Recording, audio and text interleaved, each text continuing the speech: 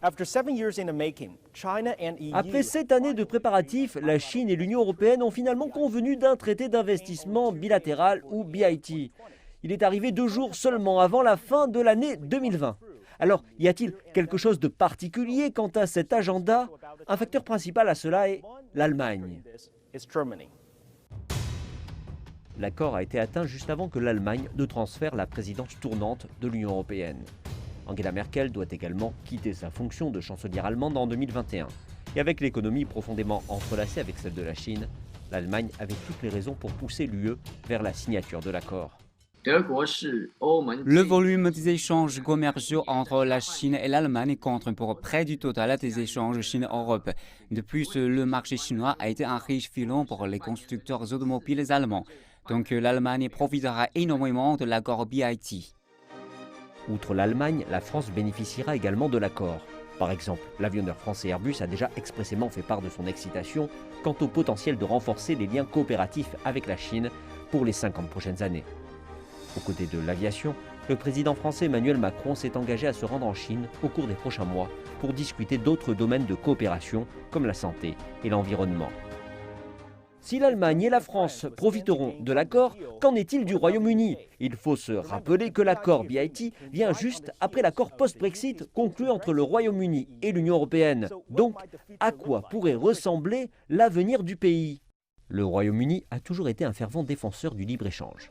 Aujourd'hui, il dispose de 29 accords commerciaux avec 58 pays et territoires. Cet élan pourrait même accélérer la stratégie de Boris Johnson pour une Grande-Bretagne mondialisée. Et quand il s'agit de s'entendre avec la Chine, en 2015, le Royaume-Uni avait annoncé qu'il joindrait ses forces avec la Banque asiatique d'investissement dans les infrastructures, initiée par la Chine.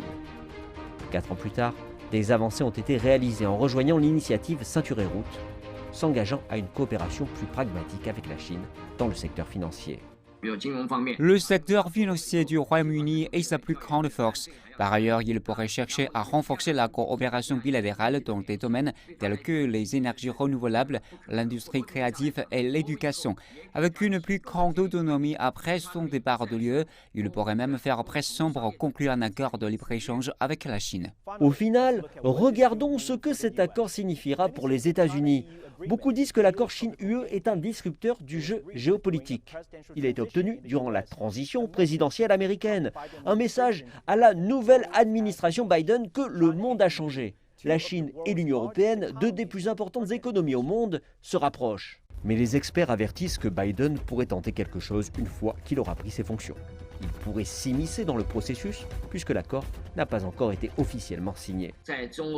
Biden pourrait vouloir créer une sorte d'enclave entre la Chine et l'UE, car le but ultime des États-Unis est de contenir la puissance croissante de la Chine.